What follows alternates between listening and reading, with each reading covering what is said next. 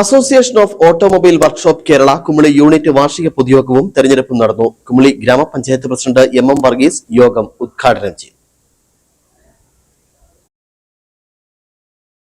161 അംഗങ്ങളാണ് നിലവിൽ association of automobile workshop Kerala Kumily യൂണിറ്റിൽ അംഗങ്ങളായിട്ടുള്ളത്.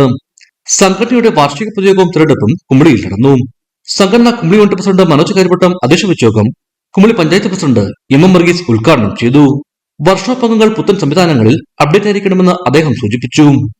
മാത്രമല്ല, ഏത് മേഖലയിലാണെങ്കിലും തൊഴിൽ വൈദഗ്ധ്യം, നൈപുണ്യം, ഉത്തരവാദിത്വം, നമ്മുടെ ശേഷി, അതോടൊപ്പം തന്നെ വിശ്വസ്തത, ഇതെല്ലാം ഈ രംഗത്തെ വളർച്ചയുടെ പാതകളിലൂടെ നാം ആർജിക്കേണ്ടതാണ്.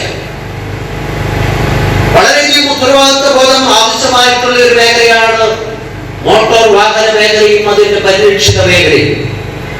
അതുകൊണ്ട് തീർച്ചയായും ഈ രംഗത്ത് നിങ്ങൾ പണിയെടുക്കുമ്പോൾ, ഈ രംഗത്ത് ജോലി ചെയ്യുമ്പോൾ, നിങ്ങളുടെ ഈ സംഘടന association of automobile workshops Kerala നിങ്ങൾക്ക് നൽകുന്ന ആനുകൂല്യങ്ങൾ ഞാൻ നിങ്ങളുടെ സംസ്ഥാന പ്രസിഡന്റിനോട് സൂചിപ്പിക്കുമായിരുന്നു. നിങ്ങൾ ഈ സംഘടന ഒരു ഗവൺമെന്റ് ആണ്.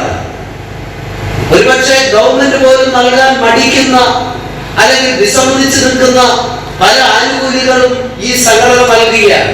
സംഘടന നടത്തിവരുന്ന ലൈഫ് ലൈൻ പദ്ധതിയുടെ ഭാഗമായിട്ടുള്ള 10 ലക്ഷം രൂപയുടെ മരണാനന്തര ധനസഹായ വിതരണം സംഘടന സംസ്ഥാന പ്രസിഡന്റ് കെ ജി ഗോപകുമാർ നിർവഹിച്ചു. സംഘടന കുമളി യൂണിറ്റ് ഭാരവാഹികളായി president Manoj Karyamuttam, secretary Bibin Philip, treasurer Reji Ayyappan എന്നിവരടങ്ങുന്ന 12 അംഗ കമ്മിറ്റി ചുമതലയേറ്റു.